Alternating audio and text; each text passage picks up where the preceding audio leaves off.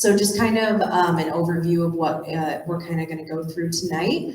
We're kind of going to just go over what our research topic kind of was inspired by and what kind of we found in our research, and then also just what we took away from the experience, as well as what we can do looking forward to celebrate women's experiences in the future. So just a kind of variety of themes were kind of explored this summer. We really were interested in how the gender dynamics at Hope, just the Holland community in general, and especially in the Great Depression and World War II as kind of 20th century crises. And so those are the kind of two crises that we focused on, and really just wanted to kind of find women's experiences in those crises. This is we kind of created a definition of our topic. It's kind of a broad, many multifaceted topic. We all have two different themes that we explored, but we kind of just really overarching wanted to explore national crises in the 20th century and how women looked at them, how they kind of asserted themselves into society and made a name for themselves, and just how they looked into those events and what their perspectives were.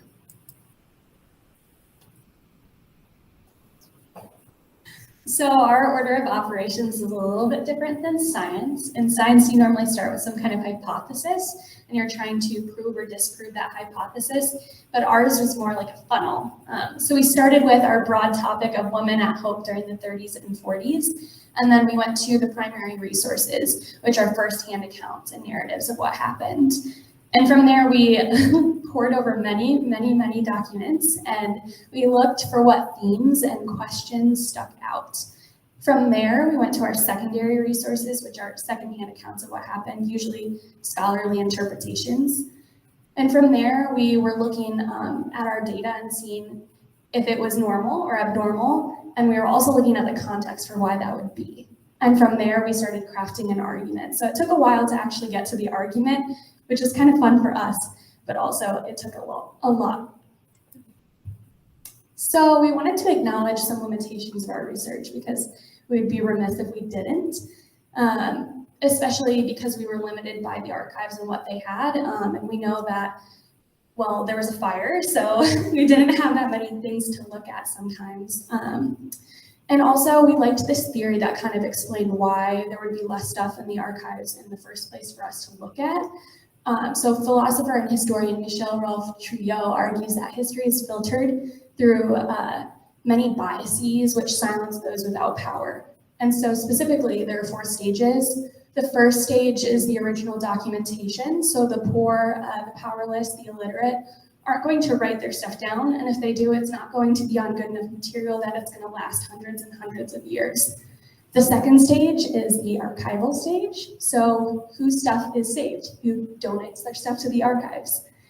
And the third is where we come in. So research, whose material is actually researched, and what conclusions do we draw about it? We're all coming with our own kind of baggage and past. So we all interpret stuff differently. And then lastly is everyone else. So what do we accept into our national stories and narratives, and what do we hold to be important? So as Grace said, we had 6 kind of broad themes, and then each of us took 2. So I looked at enrollment data, which was majors, tuition, pricing, enrollment, and retention rates. I also looked at women in STEM and how that correlated with the career path of missionary work. Grace looked at Greek life, looking at the social and cultural atmosphere of Hope and the Great Depression, specifically the institutional experience versus the student experience. And Brooke looked at faculty, so prominent figures and ratios, and World War II, what happened when the men left and the army came on to campus. Okay, our findings. So as I said, I looked at enrollment and kind of the background of what was happening at Hope. I think it's important to give a little bit of context about how we even got to this time period of the 1930s and 40s.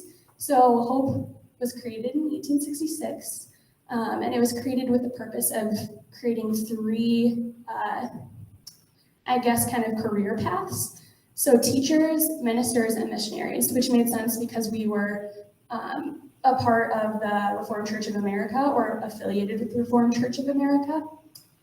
And the majors that we started at Hope with were normal, which is teaching, English, and classical courses, so like Latin and Greek, which made sense because men were going to preach or be in the public sphere, so like law and things like that. Women were admitted to Hope College in 1878, and we actually went back to the Board of Trustees minutes to the awful, awful longhand and read it and actually found the day when they admitted women. And it was just a sentence, but I mean, it meant a lot. In 1882, women were admitted to Hope, 1878, but 1882 was the first class of women. So there are 2 Alcotts and 2 Phelps, so sisters. And then looking at majors, the most popular majors for women at Hope during this time was kind of no surprise, but at first it was modern language English, and then it was English modern language, and now it's English, and then education as well. Okay, I have a fancy pointer that I'm going to use. Okay. So I want to start by noting that this was self-reported data from the college and their course catalogs, and before 1935, we didn't have any gender data. They didn't self-report that, but after 1935, we were lucky enough to have that. So I also didn't include the Army Specialized Training Program, which would be 1944 and 1945. So it looks like there are no men, but there are. So we can see kind of starting at 1927, it kind of slowly decreases, and then it starts actually increasing during the 30s, which is the opposite of what you would expect because of the Great Depression. But what I found from my secondary sources said that during the Great Depression, men were looking for stuff to do, and they needed to be employable. So college was a way to do that. So it starts increasing in 1934-ish, I would say, and then we can see a big decrease because of World War II, and then a big increase, and that's because of the GI Bill, so it made college more accessible and affordable for many. You can also see that there's never a parity or an equal amount of men and women at Hope, and that would be men in the red, women in the yellow. And so you can see men always outnumber until 1944 and 1945. And then 1948 is the year with the least parity. So that means the most men. This data was not as easy to get. There was no self-reported kind of data on what people majored in, especially STEM, which is science, technology, engineering, and math. So I was working in the registrar's office, and I looked at all of the yearbooks, which are the milestones, and I sat down and I hand counted everything, which was awful. But it's really helpful data to have, so I'm glad that we did it. But yeah, I just wanted to note that this data didn't exist, and then also some of Brooke's data didn't exist, so she also did that as well. So I want to also note that this graph goes up to 30%, not 100%. So yeah, it makes it just a little bit different. But so I looked at female students in STEM from 1925 to 1950, and I found all this data, and I thought it was really interesting that more women majored in STEM than I would have thought during this time period. I was thinking the number was 0, but in 1934, it was actually 26.32% of female seniors, which they again self-reported in the milestone, which was the yearbook. And then for 1931 and 1933, as well as 1941 and 1943, it looks like no woman majored in STEM, but there were just no milestones for those years. So actually a fair amount of women majored in STEM for this time period. And then looking at majors as well, so what were they actually majoring in? I also hand counted this. So before 1938, the only 2 STEM courses offered for everyone on campus were math and science. After 1938, you start seeing pre-medical, chemistry, and biology. Biology is clearly the most popular, And then I also want to note that just because there wasn't like a nursing major didn't mean people didn't become nurses. It's similar to law at Hope now, which you can take a pre-law track, but there's no pre-law major. So I looked at all of the women who said that they majored in STEM from 1925 to 1950, and I looked to see if we had any files on any of them in the archives, and we had 8 files. 7 out of the 8 were missionaries, which again makes sense because we're affiliated with the RCA, the Reformed Church of America. And I looked to see where they went and what they were doing abroad. And so most women went to either China or India, but some women also went to what was then known as Arabia and Chile and Japan. And all of them went into nursing or education, and all of them had some form of higher education other than their Hope degree. So I actually wrote a little bit down because I didn't want to mess up their degrees that they earned so preciously.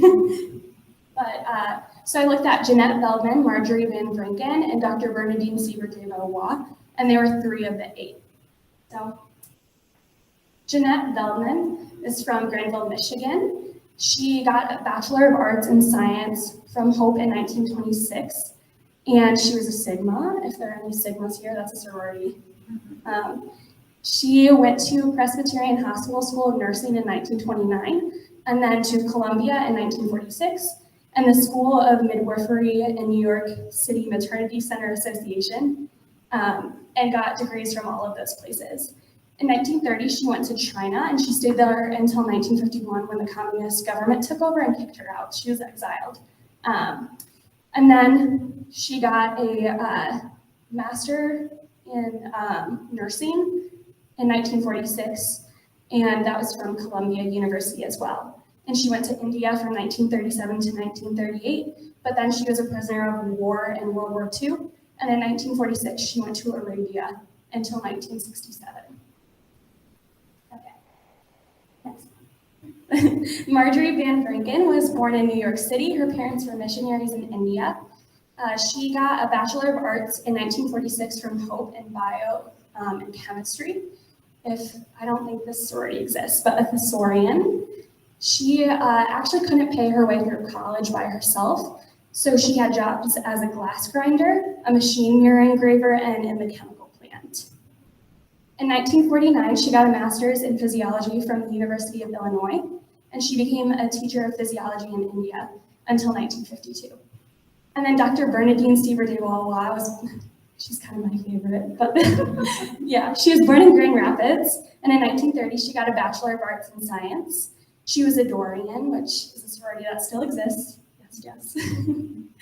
She was known as Bernie by her friends, and she got a doctorate of medicine in 1934 from Rush Medical College, and in 1936, she went to Vellore, India, working as an ear, nose, and throat specialist. And she treated an average of 225 patients per day. Yeah, a lot. She stayed in touch with Hope and actually got an honorary doctorate of science from Hope on June 4th, 1956.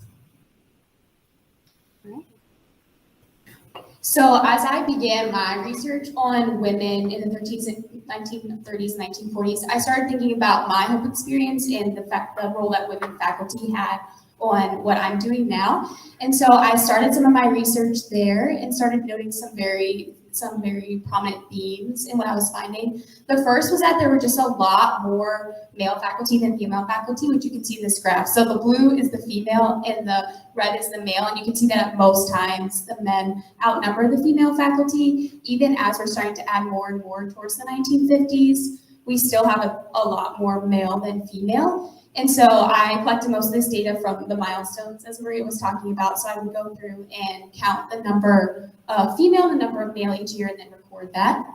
And then another thing that I noticed was that a lot of the female faculty were secretaries to the administration. And then they also tended to be language instructors. So they'd be in German or classics, or even music instructors were pretty prominent in either the music or the ensembles. And then also a lot of the women had different titles. So women tended to have the title of instructor versus professor, which I found noteworthy. And then I have a graph on that in the next slide. And then also they tended to be instructors and the Dean of Women. So the Dean of Women are kind of like the RDs today, and they would have been in Voorhees Hall, which was an all-female dorm at the time. They also tended to be single, so they never got married, or they were widows, so then their husbands would die and they would come back to support themselves, or some of them had families that they came back to support. They tended to be members of the Reformed Church of America, and they began a lot of organizations on campus to closely work with women. So here are some of those graphs that I was talking about. This one shows the breakdown of the female instructors versus female professors, and you can see in the green that a lot of men did have the title of professor, whereas in the blue, not as many were professors versus instructors. And then, okay. Maybe next. That's not on the actual screen. It's not on the screen. Yeah, it's not on the screen. Okay. That's a good question. I don't know. Maybe it'll go in. It'll go in a second, maybe. Or we can try to press the X. Yeah. Do we have any talk? No. Oh. Has never. Okay, just go. I don't know why you're doing that. Do you need the remote? Where's the remote? I don't know. This will be fun. I feel like that was I know. I feel like that's to get to it.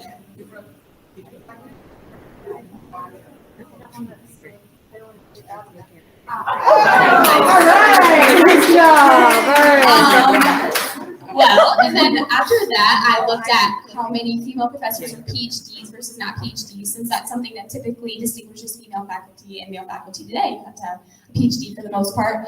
And as you see in the red line, we didn't get our first female faculty member with a PhD until around 1938 with Elizabeth Lichty. So Lichty Hall is named after her now. And then after that, we had like 1 to 3 female professors with a PhD versus male had about 5 to 10 that were professors. They tend to be in the science department, but still we see a lot more male professors with PhDs than women.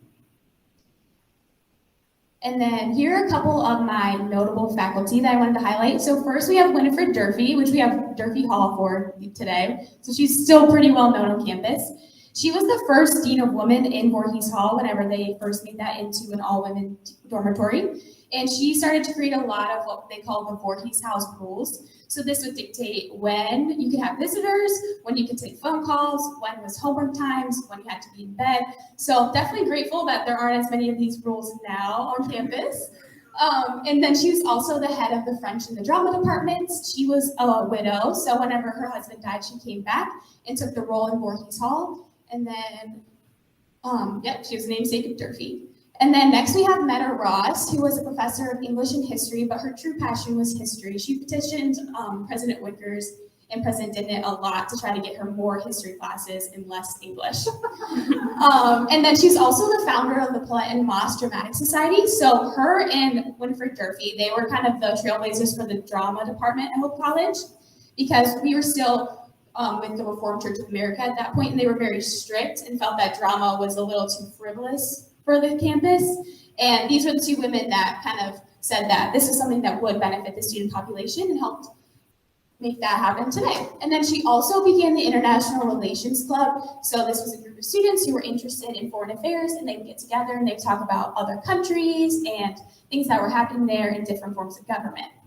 And then last but not least, we have Jeanette Mulder, who was a Hope College graduate, and then she was also a library assistant until she became the first archivist, which is notable for our project since all of our sources for the most part came from the archives.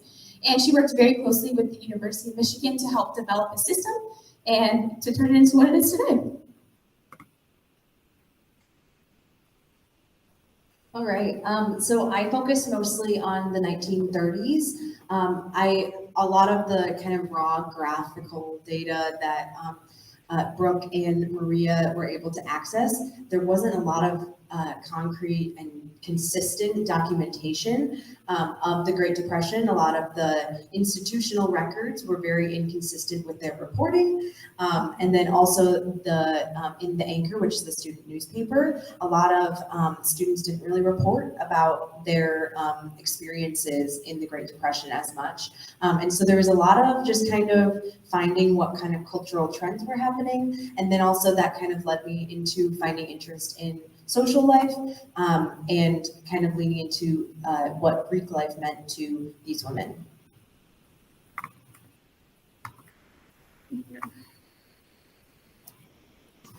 So kind of first institutionally, Hope absolutely struggled as much as any other institution in the Great Depression.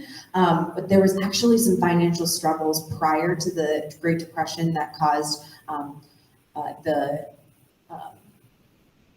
the endowment to actually go down, as well as the operating deficit to go up about 6 months before the stock market crash. And there's kind of this Dimnan myth. President Dimnan was president in the late 1920s. He actually ended up selling all of most of the investments that Hope had right before the stock market crash. So there's kind of this long-standing myth that he predicted the crash of the stock market, but alas, they actually were just having financial struggles prior. Sadly, then the stock market crashed and it didn't really help matters all that much. And so there was kind of a period of really dark years through 1930 through 1933. They actually had a very big dip in the endowment. They ended up having to readjust a lot of their investments. They originally were invested in real estate as well as just state bonds. They had to take more of an aggressive approach in investing more in the New York Stock Exchange as it was coming back from the stock market crash in 1929. And that kind of brought them out of it. And Wickers actually talked about how that kind of decision kind of brought them out of the Great Depression institutionally. And at that point, around 1935, there was kind of an uptick in the endowment as well as a downtick in the operating deficiency. They also, one of the kind of ways of helping out the financial situation was the closing of the Hope Preparatory School. Hope Prep was a high school that usually was supposed to be a feeder into Hope College up until 1934, where they decided that it was kind of not benefiting Hope as much as they had liked it to. It wasn't feeding students into the college, but it was just kind of another high school in the community. And so they decided to close that, and it became they didn't use the expenses that were put towards that. For students, it was a different experience. They weren't really as much invested in the stock market. They knew what was going on, as the Anchor kind of talked about. They had a lot of press, a lot of kind of documentation of national stories of people going broke, of people being unemployed, but there weren't many, as I said before, student anecdotes about their experiences. They actually were rather flippant about the Depression in general. One of the sororities actually had a Depression party that kind of made fun of people if they were impoverished. And so that was at the very beginning of the Depression. But we definitely know that they felt the effects of the Great Depression, because with the New Deal, even though the Anchor also said that FDR, as he was being elected president, was acting like a king and didn't want the New Deal, they actually benefited from the student employment programs that were brought with the New Deal. One kind of interesting story that I picked up on was Ethel Sweats. She was a woman who played organ at lots of local churches, and they actually would pay her in kind of monopoly money in a way. It was in IOUs, and so this is kind of an example of what she was paid in, which obviously wasn't money, and there's no documentation of whether she was actually ever paid. So that's really unfortunate for her. But there also was a lot of just kind of general, they knew what was going on. It was definitely part of their world. They just didn't want to admit that they were a part of it. And except for the fact that they always, when they would talk about the Great Depression and they would talk about their own lives, they would talk about unity and they would want to band together as a community. And that kind of brought me to this idea of what kind of social life and community really meant to students on campus. So most of the sources that I was going through with the Anchor, the student newspaper, as well as the Board of Trustees minutes with the institutional documentation of the Depression, a lot of the sources from the 1930s of women were these scrapbooks. And a lot of them, there was probably like, I don't know, say like 4 or 5 of them, these women that just had put everything that they attended in college into these scrapbooks. They all looked something similar to this, all of these being kind of invitations or bulletins from each event, or letters, anything that was important to them. And I thought it was so interesting just to see what was important to them on the page. This actually was an example of Margaret J. Coles. She graduated in 1933. And a lot of things that I noticed through these were all sorority invitations and sorority bulletins. So that's kind of, I was like, oh, I guess sororities were like it for community. Like that was kind of like their main source of social life. She actually was part of the Alethian sorority. So that kind of brings me to what sororities really meant to these women. There were kind of all on the top right, you can kind of see what sororities were kind of available to the women in the 1930s. A lot of them are still around today. And then also they, it became this kind of phenomenon that the new American dream, when resources were really low, they actually kind of sought after social connections instead of I can make a name for myself and go after my own employment opportunities because there was no resources to go around. And so they kind of created a new American dream, and this was kind of across the country where community became the main focus in the United States. So this was kind of through sororities. They also had a big sister, little sister welcoming. So each woman in the 1930s was written to by a current student, a current female student that would be their big sister and would introduce them to the college. And then also they just found this like fulfillment in social life. And then through the 1930s, you can really see an uptick in sorority participation. In 1930, the Anchor reported that 32.1% of women participated in sororities. And by 1938, the student council in a letter to a future student said that 75 to 80% of women participated in sorority life. So this obviously in the 1930s became a really important thing that women leaned on in order to kind of cope with everything that was going on around them. But they also like kind of became a sort of social training that I noticed. A lot of the programs that they would put on in the sororities would be religious structure. They would sing hymns. They would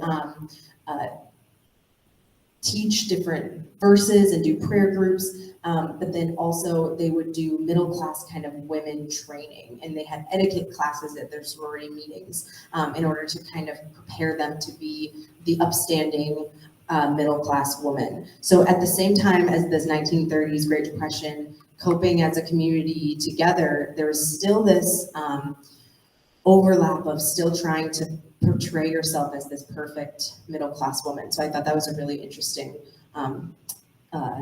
phenomenon throughout. And then just with social treatment of women, I also looked at, because I was looking at their social lives, I was interested in how they were treated by men and also what they cared about and how they treated each other. And as I was talking about before, they kind of viewed themselves as social assets. That was kind of the lingo of of the time. That was what was important. And so the way that they were treated was incredibly important to them. In secondary sources, women would have a really big interest in marriage, and kind of one vote of marriage, and then also one vote of pushing against norms. What I noticed at Hope specifically is that they were real women that kind of, there wasn't just two votes, like some women that were interested in marriage and some women that were interested in doing things other than marriage, like maybe missionary work or whatever. But there was kind of an in-between. Some people were in sorority life and talking about marriage in their programs and putting articles about marriage in their scrapbooks, but also majoring in STEM and then becoming a missionary. So it was really interesting how those two, like reading a secondary source, they overlapped in real life. And then also, as people were kind of going against the grain, maybe majoring in STEM, maybe becoming maybe not the perfect ideal woman, there was definitely backlash from the male audience or the male student body. In the same secondary source, it talked about how women who were interested in pushing different norms actually was threatening to the male student body. And one kind of insight was this was in the anchor, a co-ed. This is what co-eds were: women. That's what they were called. They were not called women. They were only called co-eds. And she anonymously put in a kind of plight that she was feeling overshadowed by men in her classes. If there was a woman who had responsibility for the success of a project, it was always overshadowed by a man taking credit. There were just a lot of these complaints of really calling women to not take that kind of patriarchy anymore, which I thought was really interesting. It was 1934 that she was calling for this. I thought this was awesome. In response, the next week, a man wrote back to her and kind of really beat into her argument and said that men shouldn't stand for women who go against them. So you can kind of see that this national social phenomenon of men feeling kind of threatened by women who are pushing kind of norms and pushing against that. That same thing happened right at Hope. And then I also just wanted to, as I was reading their scrapbooks, and I just, especially as I was looking at what was important to them and the programs that they kept and what they thought was really pretty and they put it in their scrapbook or they were participating in, I just thought it was amazing that these were just real women with real experiences. And that's what kind of was part of my passion for finding more out about their stories. And so I just wanted to show you some of their faces and how they were real women. Yeah. And then for my second topic, I looked at women in the 1940s, which was very much dominated by World War II. So I have a little timeline of World War II because there is a lot of fluctuation on Hope's campus of people coming, people going, and things changing. So first off, World War II begins in 1939, and since from that point until 1941, when Pearl Harbor happens, there's a lot of publications in the anchor that's like a will they, won't they, will the U.S. join the war, will they not? And regardless, the students were thinking about it, but it still felt really far away, so it didn't feel like their war yet. That was until Pearl Harbor happened, and there's a book, it's called Hope at the Crossroads, The War Years, and there are a lot of firsthand accounts of people during World War II at Hope College, what they were thinking and what was happening. And most people very clearly remembered hearing about Pearl Harbor, so they noted that there was a music concert that day, and then the women came back to Voorhees Hall, and then they learned and got the news that Pearl Harbor had happened, and then they knew pretty quickly that things would change. And so from there, the U.S. enters World War II, and that was in December. So starting in January 1942, the men start to leave, because if they left early, then they could most likely join something a branch that they wanted to that might help them in a future career. So if they were interested in STEM, they might go and help in the medical field overseas. And so we see the men start to leave and the women start to become the dominant force on the campus, and they start to take over things like the anchor, which is one of the things that got us interested in this topic in the first place, and taking over some of those things. And then next we get the 1943, the Army Specialized Training Program arrives on Hope's campus. And then in the spring of 1944, they leave. So we'll talk a little bit more about that and their influence. And then in 1945, World War II ends, and the GI Bill stimulates a lot of increase in enrollment then. And then lastly, to round out the Army's presence on campus, Hope College did apply for an ROTC program in 1950, but they were denied, and that's the last of it. So just to talk a little bit about what women were doing as the men tended to depart for war and they were still here on Hope College's campus. So there were a lot of fundraising efforts. There were donation bins in the chapel so people could drop off different supplies that might be helpful. They had relief drives. They would sell bonds and stamp sales to help fund the war efforts. They also had different rations. So as Grace was talking about, women had very rich social lives in the 1930s. And this kind of tapered off a little bit in the 1940s, just out of necessity. There were gas rations, so they couldn't get off campus to do some of the things they usually would have. There were also food rations, so there wasn't as much sugar or butter that would tend to be served at like sorority banquets or other social functions. So a lot of their attention went to the war efforts. So they were very much affected by it, just like the men were who had to serve. And then they also did a lot of work. There was a cute story that I read in one of the primary sources where there was a very strict German professor, but the women snuck their knitting into the back row, just hoping that no one would notice. And the professor did notice, but she made the announcement that as long as it was gray yarn that they were knitting, that they could continue during her lesson.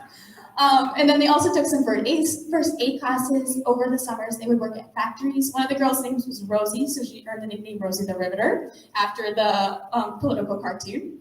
And then one of my favorite contributions that they did, they would gather the addresses of servicemen overseas, and then they would post them around campus, and women would go get their addresses, write the men letters, send them. They would also send them copies of the anchor so that the men still knew what was going on at Hope College and at home. And sometimes they would publish letters from the men, or even they would pass around the anchors on their bases and then publish their thank yous to just remind them what Hope College was like in life before the war. And then in 1943, the Army Specialized Training Program arrived on campus. So they were a group in the Army, but they were getting trained in certain professions. So there were a lot of math and physics and navigation courses, and some of it was taught by Hope professors, some of it was taught by people with the Army. But for the most part, they took over campus pretty much everywhere but Voorhees Hall. President Wickers at the time was trying to get Van Vleck to remain a Hope College building, primarily one, but it got taken over as the infirmary. So Voorhees remained, but everything else was taken up by the ASTP. And then there were some mixed accounts of how women felt about this. So some people liked it and some people didn't. There was a publication in the Anchor called The Firing Line. So the women published what they thought about the ASCP, and the ASCP published what they thought about the women. And there were some good, some bad. Some was just a little bit mixed, like girls saying, he didn't call me back. So I think that might have just been one guy. But there were about 5 couples that came out of the mixing of the ASTP and Hope College women, so it worked out for a couple people. And then whether the women really liked it or not, them taking over campus, it was necessary because Hope College's enrollment dropped so much that we were in a really tricky financial situation. So the Army coming, bringing some more people, helping keep the lights on was necessary to keep the college open during that time. And then as 1945 came and World War II started to come to an end, the GI Bill helped the veterans return. So we see a huge peak in enrollment. So this picture is actually people waiting in line for registration in 1945. And by the time the veterans and the freshmen got in to register for courses, they did not get what they wanted and they were not very happy about it. So that's whenever we see a lot of expansion of faculty. So on our graphs, that's whenever we see a huge spike. And then also a lot of facilities were beginning to be made. I think Lubbers was built during this time. So a lot of construction to try to accommodate for all these people.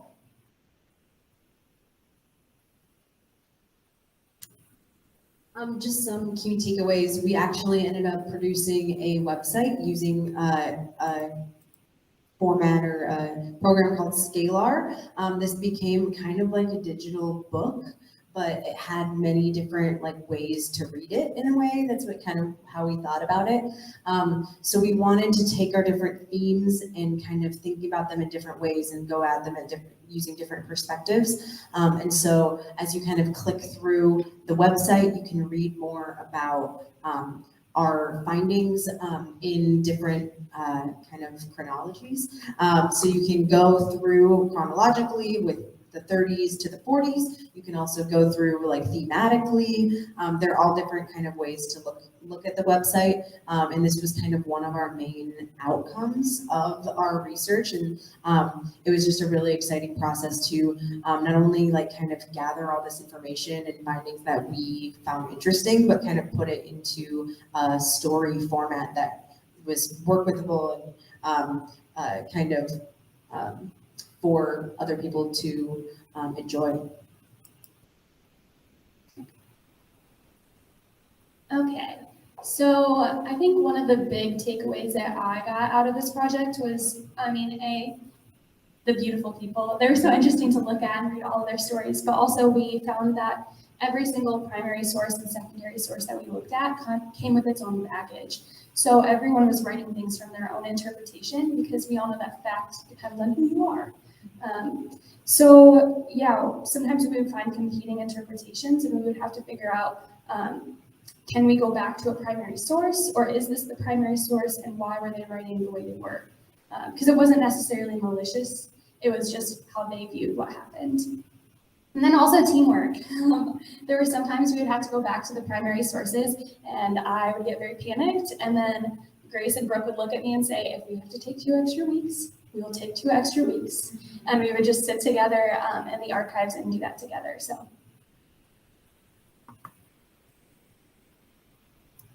There you go. And then some of my takeaways were just the learning curve. So Maria and Grace had spent some time in the archives before, but I really hadn't, and I didn't know a lot about research and how to make sense of your findings. But one thing that really surprised me was just how relatable I found, especially World War II. They were going through a crisis, a lot of things changed, and a lot of the women just talked about them not expecting their Hope College experience to be like that. And I could definitely relate to that with COVID and getting sent home. I remember that day we got sent home so clearly, just as they remembered Pearl Harbor so clearly. So I was surprised at how much I related and felt like I bonded with these women who were just caught up in what was going on in the world. And that was a big takeaway for me, thinking as an educator, their stories meant a lot to me. So my students are probably also going to be so much more impacted by the stories and the primary sources than presenting the facts on what happened in World War II in Europe, because they probably care a lot more about the implications for themselves. Okay, and then so looking forward and thinking about some of our conclusions, this was the first collaborative archival research project with the Joint Archives that was of this scope about women. So we found a lot, but we could only focus on the 1930s and the 1940s, and so we know that there's a lot of future research and a lot of future directions that this could be taken in. And something that we thought a lot about was the experience of women, but we also had to think about the experience of the women that we were seeing. So especially in my faculty and in the scrapbooks and in the missionaries, we only have what they recorded. So in faculty, I only got the experience of the women faculty who were here for a very long time. There are buildings, there are awards named after them, and it's not as much about the women who did not have as much of a positive experience. So that is important to know. This is the experience for some people, but not everyone that we have records for, which just makes it important that more people donate their archival records. And so there are a lot of different directions for different diverse people on this campus in the past and now into the future. And so there's also just a lot of room for future growth. So we looked at the social treatment of women, faculty, and students. And so I had the opportunity to talk to a couple retired faculty members who helped me think about what still can be done for the women on this campus. And she talked a lot about how we can raise up the women as well as give considerations to what are the female faculty positions of power, where can we further do that, as well as thinking about like maternity leave and a daycare for the female professors. So we were able to see kind of a change from the 1930s and 40s until now, but there's definitely still future room for growth. Okay, the thank yous. We have a long list because it took a lot of people to get this done. Obviously, Dr. Lauren James, who is our faculty research mentor. Thank you for the meals and for everything that you gave us because we couldn't have done without you. And then Jeffrey Reynolds, who's the head of the archives, the Joint Archives of Holland. Again, thank you for letting us use the facility and also just being there to listen to us when we would find sources that upset us or sources that we really like too. And then John H. Driveout, he gave us the money to do this with his 64 research grant, and the Holland Museum staff, especially Michelle Stempian, I don't know, oh, in the back right there. And then Tori Longfield, she isn't here tonight, but she helped us make the Scalar website, which was very hard. If you try to use Scalar, it's a wonderful platform, but it takes a learning curve, so we really needed her help. And then in the history department, you're all here tonight. Thank you for supporting us. And then Dr. Nella Kennedy, Dr. Don Ligens, Dr. Deb Servant, and Dr. Sarah Cornfield for imparting your wisdom. And then also the women we researched, because we wouldn't be here on this campus without them. I think an important thing to know is that how hope is today isn't inevitable. It took a lot of hard work. And then lastly, our family and friends. My mom's in the audience, so thank you for coming. Also, yeah, thanks. You can hear more about our research in the News from Hope, which is the spring edition from Hope. And then we'll be at NCUR, the National Celebration of Undergraduate Research. And then on our website, which we have a QR code if you feel so inclined. If not, here's the link.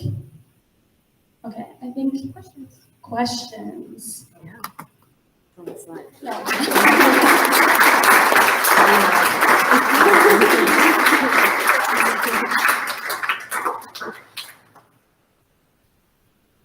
I think you'll just have to raise your hand and ask them, and we'll just do our best. Oh, Yeah, so when someone asks questions. okay, I got it.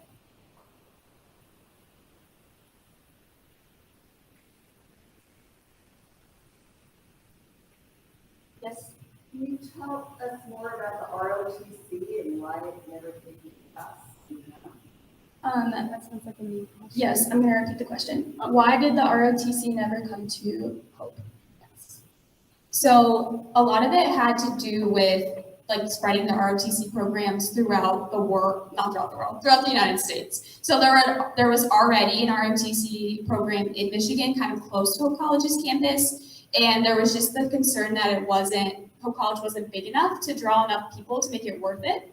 And since they already had one in Michigan, they just decided to go with the no, and they passed us by. So I guess we were just a little bit too small, but I think it worked out for us and for the better. Yeah, go ahead. All right, you can't draw the line like that and expect us not to ask. What sources upset you? So the question was, what sources upset us? Well, people wrote what they thought, and sometimes what they thought didn't match what we think now. Yeah, and also just like different interpretations of stuff. So sometimes we would just have to go back to the primary sources, like the Board of Trustee minutes, which is in longhand, which if you've never read 1800s longhand, it's a lot. Magnifying glass. Yeah. I think we can elaborate a little bit there too, that there were a lot of sort of competing institutional histories and different versions of stories of how the college came to be in different periods. Yeah. That then sometimes conflicting results and needed to go back to the sources to figure out what the actual story was. Yeah, sometimes I guess for the online audience, sometimes there was institutional kind of perspectives that didn't necessarily match other perspectives that we had. And so we would have to go back to, like I said, like the Board of Trustee minutes and things like that, which again wasn't necessarily malicious, but everyone has their own intent, like writing stuff. Yes. I think you could say during the era more about the rules that, for students, and were they significantly different for women and men, and what did the students think of the rules? Okay, we're being asked about the rules and if they were different for men and women. I can do that. So there were there was differing rules we didn't actually find a men's rule book. But that doesn't mean that it didn't exist, but there just definitely was a rule book for women. It was actually in one of the scrapbooks that we found, and actually underneath it, it said like, yeah, all of these were followed all the time. So obviously they weren't followed all the time, but there were differing rules for freshmen when they could go out like one night a week. Like seniors could go out, I think, like 4 nights, like maybe 4 nights, but like be back by 8:30 kind of a deal. And they had to be like lights out at certain times. They could only have a certain number of callers, and they had to be greeted in the lobby. There were all kinds of things. I actually brought it home to my house. I lived here over the summer, and we decided that we should try to abide by the rules for 1 week. We didn't. I was looking through the primary source documents that I was looking at, and one of the women said that her room was like a way station for men to come in and out. So I guess she was like on the fire escape or something, and she was like, I did not approve, and so she would just turn over towards the wall whenever they were bringing men in and out of their room late at night. So they definitely did break that rule in the 1940s. There also was a scrapbook where someone had posted the rules and wrote like, definitely didn't follow this, or like, yeah, we followed this, like, but you could tell it was sarcastic, which I thought was funny because that's definitely something you'd see at Hope now.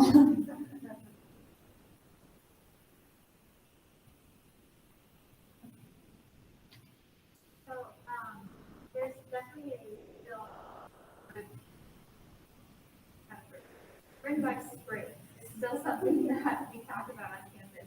I'm wondering talk a little bit about the marriage rates or how popular it is. We were being asked about ring by spring and if that happened then / marriage then. We don't have any actual like numbers. A lot of times we didn't have a lot of, other than what after they graduated, like maybe what they majored in, didn't have a lot of information about where they ended up going. Sometimes there were, though, I know there was an importance on marriage because in some of the scrapbooks, there would be pictures of women that were like the owner's friends, and it would say like, married this person, and then like,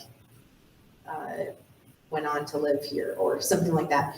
There was also a lot of, in some of the milestones, in the early milestones, you'll see like there's a page devoted to different couples that are, like each year there's like a couples on campus, and these were kind of even earlier, like maybe in the 1916 through 20s. There was a kind of, it like looked like a rope, like a love knot going around the page, and it would have pictures of couples. So there was definitely an importance at that time, and a ring by spring kind of culture for sure.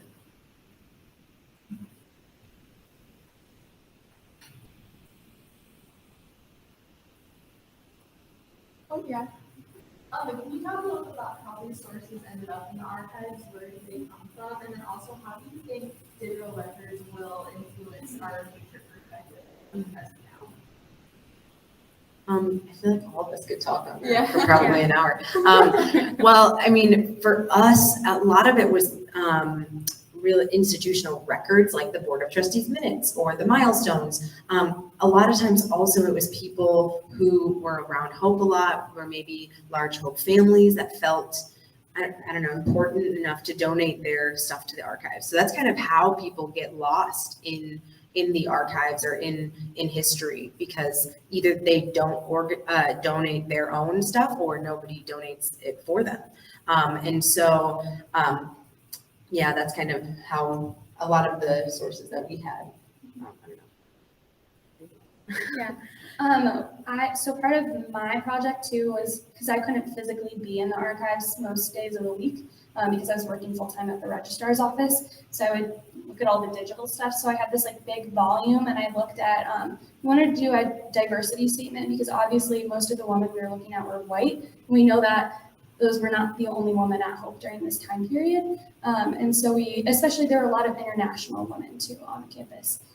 And so, yeah, we kind of looked at that, and we looked at the difference between like, I think it was a missionary child from Japan and then an actual Japanese woman, and Grace looked at the missionary child, and it was just pages and pages of stuff on her, and the only thing that we had for the Japanese woman was, I think it was her diploma. That was all we had.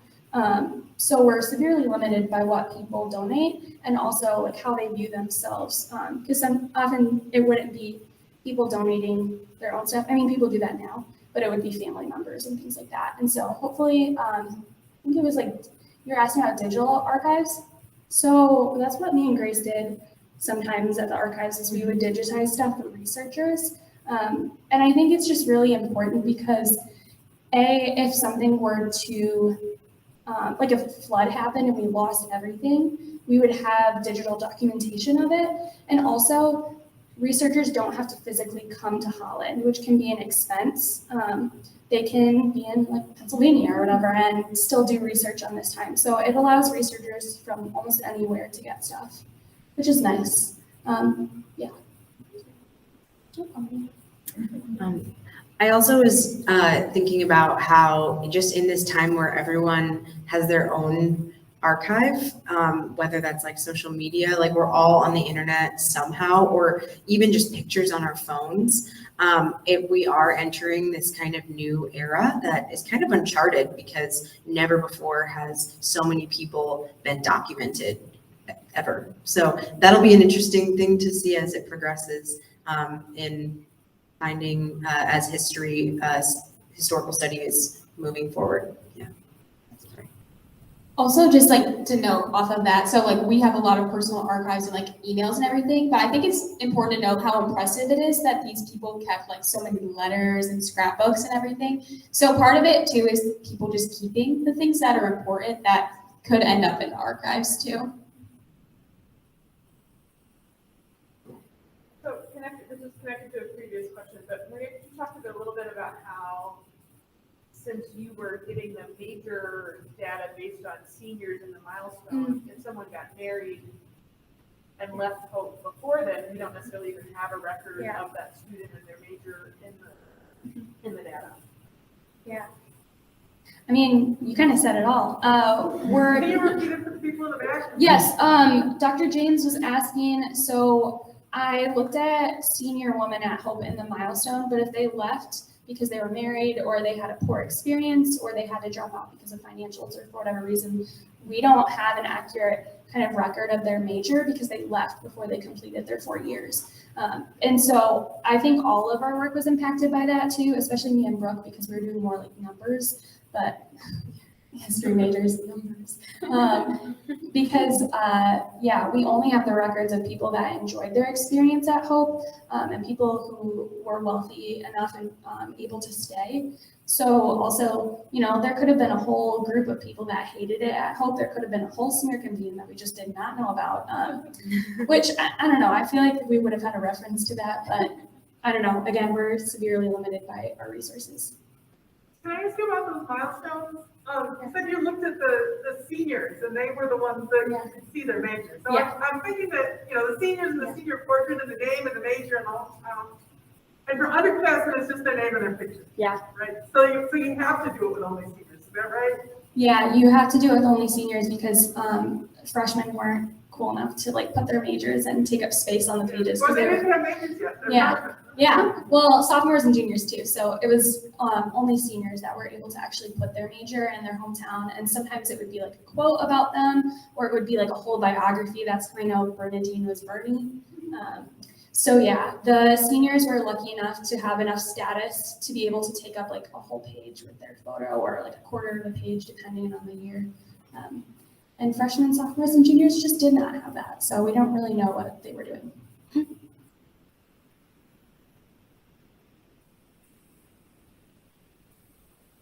I suppose it keeps you from double counting, right? If you only know the majors and the seniors, you don't double count. Yeah, well, and also the Hope records that were already in the course bulletins or course catalogs, they would actually denote who was double counted. So for most of it, for most of the Hope data, as long as Hope was honest, we have accurate data, which is nice. I wish Hope would have recorded more, but we're lucky that we had what we had from them. Yeah. How did you find out about the depression party sorority event, and did you see any campus reaction to such a honestly terrible thing to host? I think Grace and I both looked at that. I think I just found it through accident. I was just looking through the anchors and I found it. Oh, we're being asked about the depression party and how did that happen and what were reactions. Yes. Yeah, it was just reported as like one of the things. So at each anchor issue, they would say what each sorority was doing or each fraternity was doing that week, and it was under kind of that. Although it was like a main headline kind of deal, so that was like a big thing. But it didn't seem like there was much backlash or anything. So that was really weird. But yeah.